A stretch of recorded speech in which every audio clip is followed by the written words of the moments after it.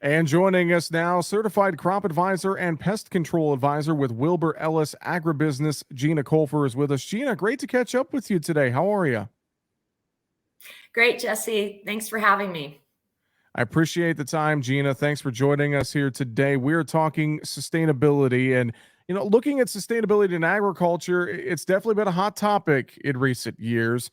Why do you think that's the case? What has led to this expansion of the sustainability conversation per se?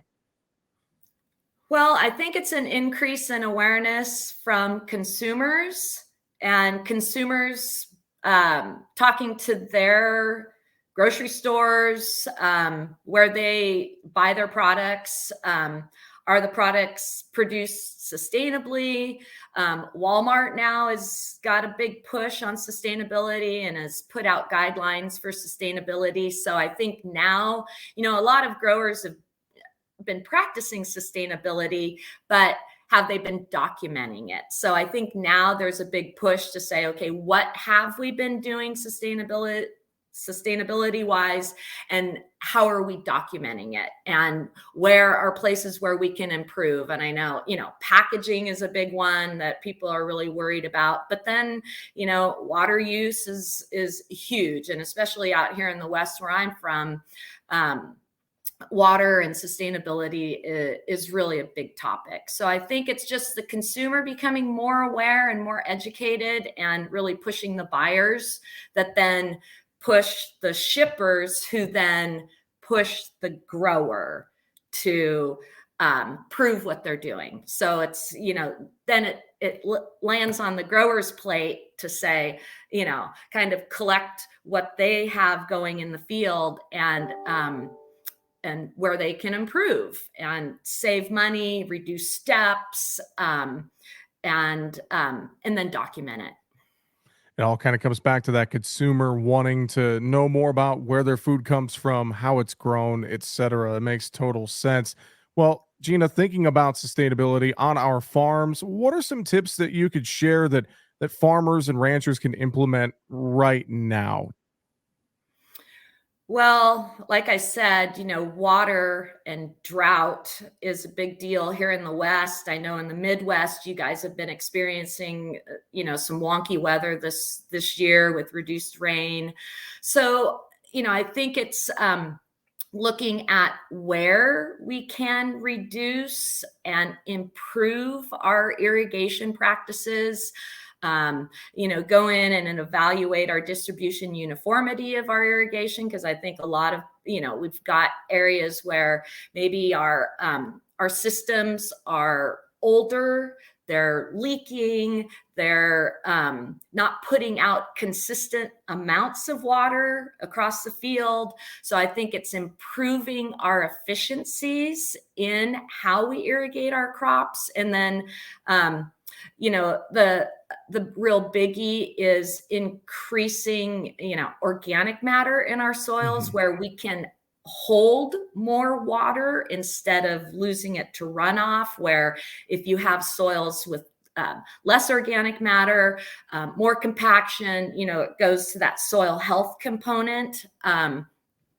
Soils with really higher amounts of organic matter have more water holding capacity, and so are able to, when it does rain, hold on to that water better, rather than it running off the field into our waterways and then, possible contamination issues. So I think, really looking at our irrigation systems, how efficient they are, and then also, the health of our soils and building that organic matter to try to hold on to that water that we do get.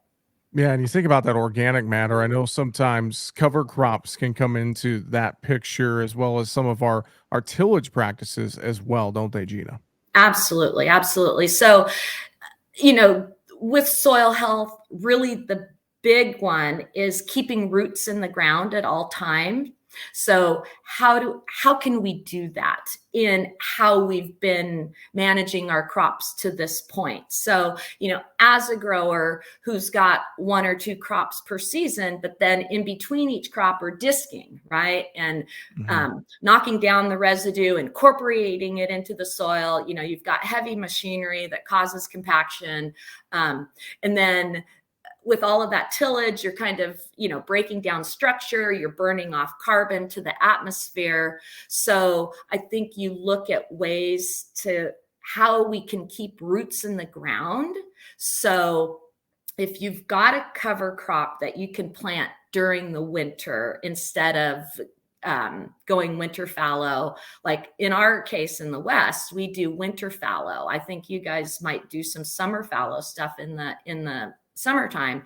So if you can incorporate a cover crop into that time where there was the fallow, then you're keeping roots in the ground. But then also looking at how you incorporate that cover crop into your system. So when it's time to kill the cover crop, do you crimp it?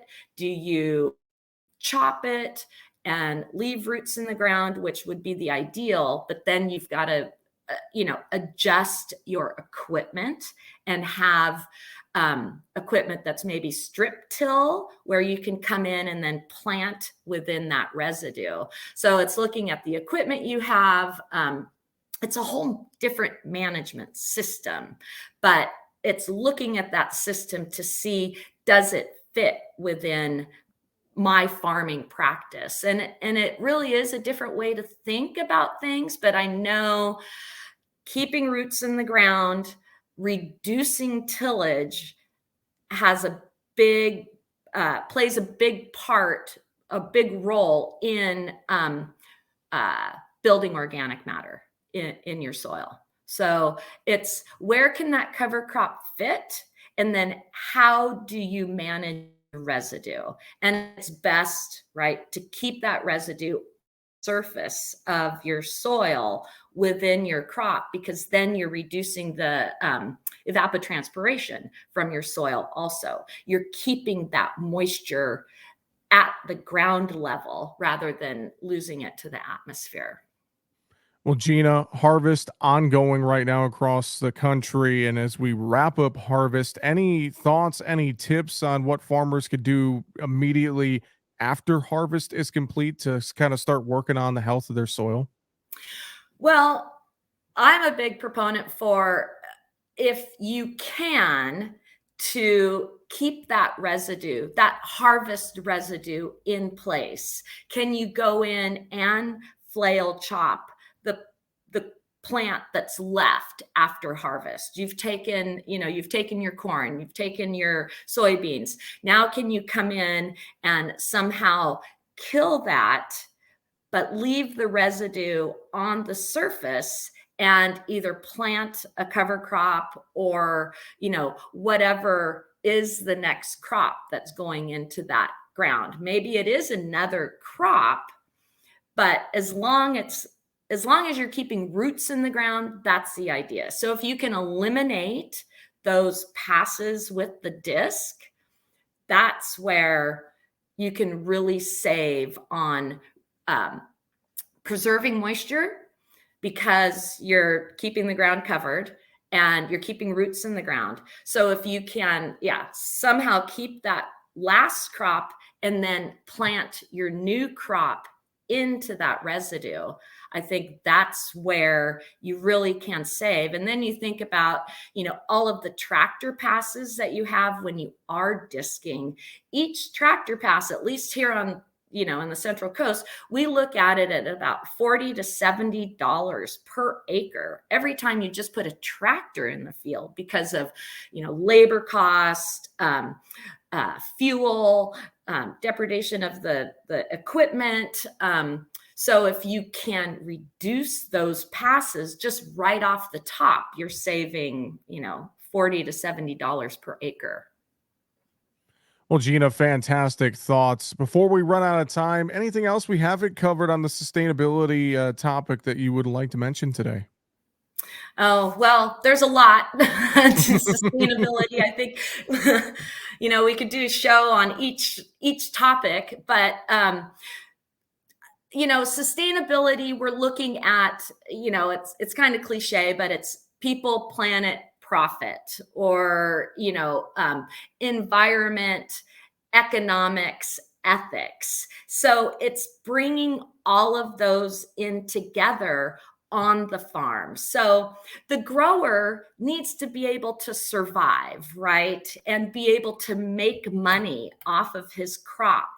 But do it in a sound, environmentally sensitive way where we're not losing topsoil or, runoff of our phosphorus into waterways or leaching the nitrogen out of the soil. So it's, how can we preserve those vital nutrients that we have, and where cover crops can also sequester those nutrients, but then also, sustain our workers and be able to pay our workers. And so everybody has to survive, right? We all need to thrive. And so if we can set up some kind of system on the farm where we're able to save monies and do things more efficiently, then if the farmer thrives, the community thrives, because the farmer is the backbone of the community. So